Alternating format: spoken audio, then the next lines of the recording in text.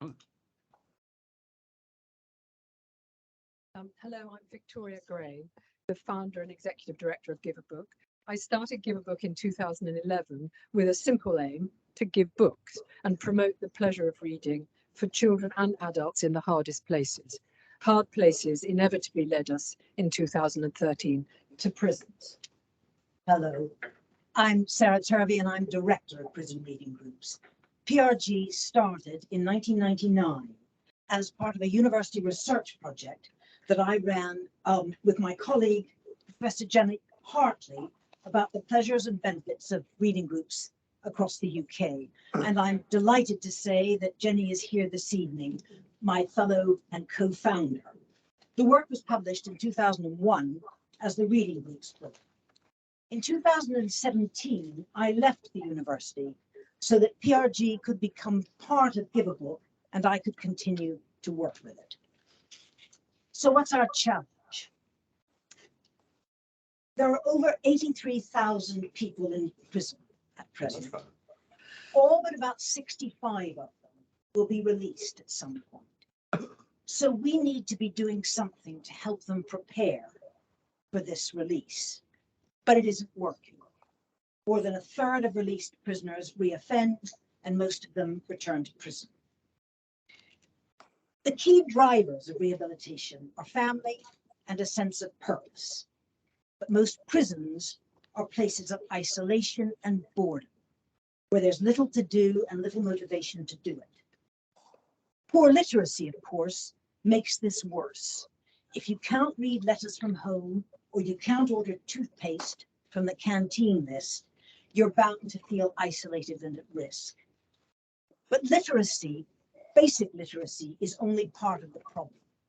Prisoners need to feel purposeful and connected to the world. They need a belief that they could be someone better than a failure with a number. So our contribution to this challenge is reading groups. Well, that's one of our contributions. Books are a powerful force for change. They help us see the world in new ways and imagine how things might be different. Our groups are informal. There are no tests, there are no right or wrong answers, no certificates, just a chance to get together for book talk. And this helps prisoners develop very important skills, learning how to express ideas and how to listen to other people. As one member put it very succinctly, you have to proper listen, not just sound off. The further challenge. 3 things are needed to turn a life around: somewhere to live, something meaningful to do, and someone to love, to connect to. Prisoners who maintain family contact and visits are significantly less likely to reoffend. Family relationships have been called the golden thread that runs through the process of rehabilitation. On the other side, more than 300,000 children have a parent in prison, and 65% of boys with a prisoner parent will go on to offend. So how do we turn separation into family connection? Prisons run visits. Visitors might have had a long journey and then go through security and searches, sometimes with sniffer dogs, gates clanging, doors are locked and unlocked. The prisoner wears a special bib. Furniture is bolted to the floor. The parent cannot get up and move around to hold their child if they've come in for that. But there are also more relaxed family days, which is what we support, where parents and children can interact more freely. At these, we provide a wide range of new children's books. Our brilliant volunteers are on hand to offer guidance to unconfident parent readers on what to choose. A special book plate with space for a message from daddy or mummy makes this gift of a lovely new book a memento of value on an otherwise daunting day. Reading together as family builds bridges and bonds. It's the chance to help a young child learn to read, or later to discuss school interests and what they love. And so, crucially, to remain a part of the life of the home. So this is a snapshot of our work in prisons, both for adults and our family reading initiatives. There's not time to talk about all of it now, but we'd be very happy to discuss any projects in the questions. So why Give a Book? Well, we've been doing this a long time. PRG for over 24 years, Give a Book for over 10. We've built a crucial network of contacts, including prison staff and librarians inside, and great volunteers outside. We're small, nimble, and can adapt our projects to specific prison conditions. There's no one size fits all. Wherever we can, we work with partners, which helps us understand local needs and ensures we don't duplicate work and increases the effectiveness and reach of what we can do. But above all, our projects are consistent and ongoing. We understand that rehabilitation, change, is a process, not delivered by a one-off event or a 6-week course. It's something that develops over time, and crucially, connection of all kinds is the driving force of that change. It seems right to give almost the final words to an ex-prisoner and a former member of one of our reading groups. 2 weeks after he was released, he made a small donation to Give a Book, and he sent us this note. It's on the screen in front. Thank you for helping me find books again. Thank you for making me feel interesting and intelligent in such difficult circumstances. Thank you for being prepared to enter into an environment that would make others feel uncomfortable. Thank you for not judging us. That is so important. Thank you for giving us a forum to talk about things that bonded us together. This is a book slide with the costs of our various projects. We have no statutory funding and rely on the generosity of philanthropy. We would use any funds raised tonight for these projects. We're very happy to answer questions about those we haven't had time to talk about. But we do know that even £5 gives a book to someone who really does need one. As the author Ali Smith says, a book is always an open window in a locked room. Thank you.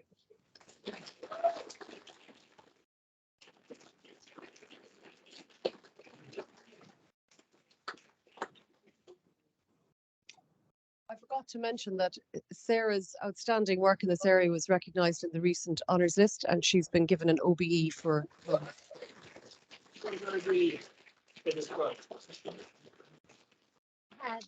As has my co-founder, Jenny Hart.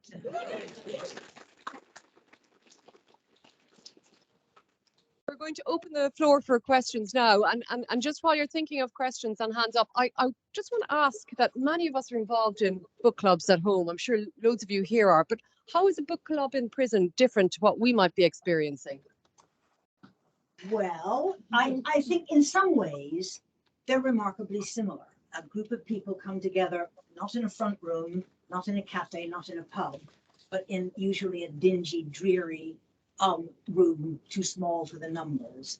But the stakes are high. You know, for prisoners, this is part of turning a life around. If people who join reading groups come to them in a sense because they've had enough and they need to change their lives. And I think they see reading groups as a path for that. So they come sometimes full of trepidation, but they also come full of determination to give it a go. And that takes an enormous amount of courage for someone to say, yes, I'll go along. I'm not a great reader.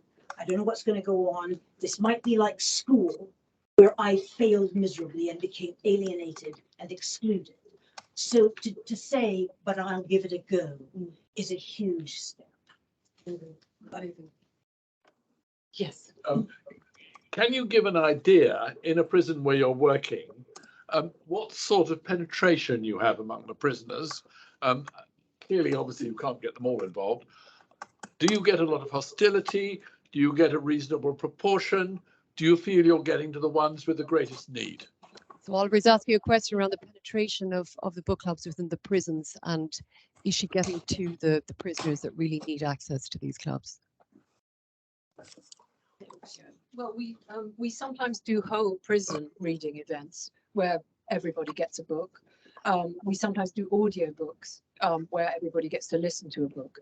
And it is a real problem of how to reach the hard to reach. And in fact, there's a new project called for emergent readers that's just starting, which is about getting the hard to reach. But we work very closely with prison librarians, the prison staff, and they know who the people are, and where there's access, they, yeah. They will help find the people. Yes. Thank you. One more Sorry. question, Eugenie. Sorry, Victoria, I was going to ask a question, which is, could you tell us about Toby's involvement and the reading and how all the prisoners sound like Toby when they read to their children now? Toby may not tell us that himself. The question was, could you tell us about Toby's involvement and how all the prisoners sound like Toby when they read? Toby is a sponsor at the front, but really well known as a 007 villain. More. Toby has been involved with us for ages, and during lockdown we were trying to think of how to get families reading, and particular dads who wouldn't be comfortable reading. So Toby very sweetly recorded The Night Before Christmas for us, and it was broadcast throughout a particular men's prison in somewhere in central London, and now all the men in that prison sound. There are worse ways.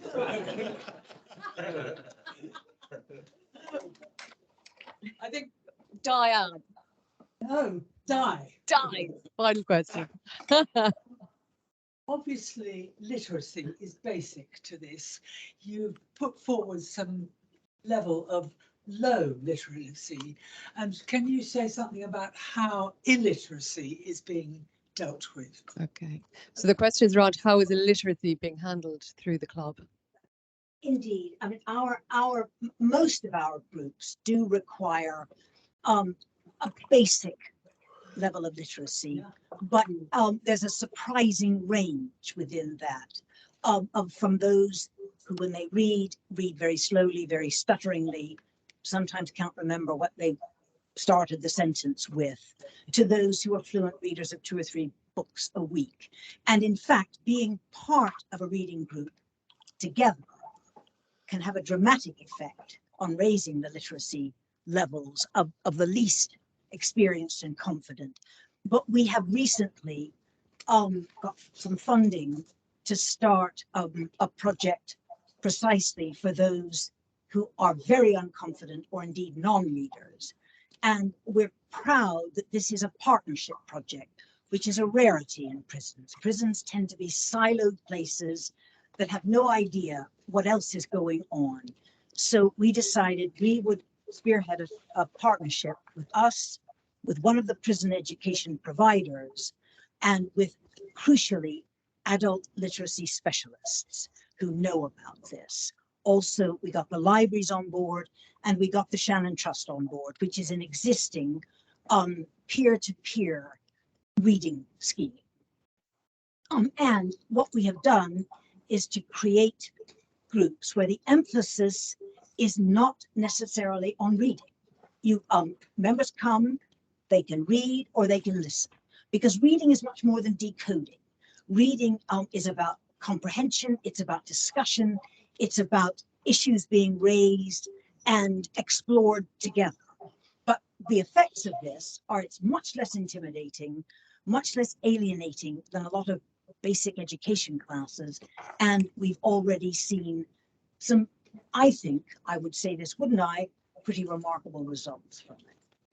Can I just add one thing to that, which was at the group that Jenny and I do at the Scrubs.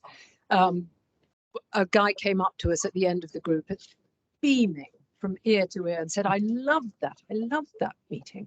And we said, oh, I'm so pleased you liked the book. And he said, no, I can't read actually, but I love the discussion so much. I want to learn to read for next time.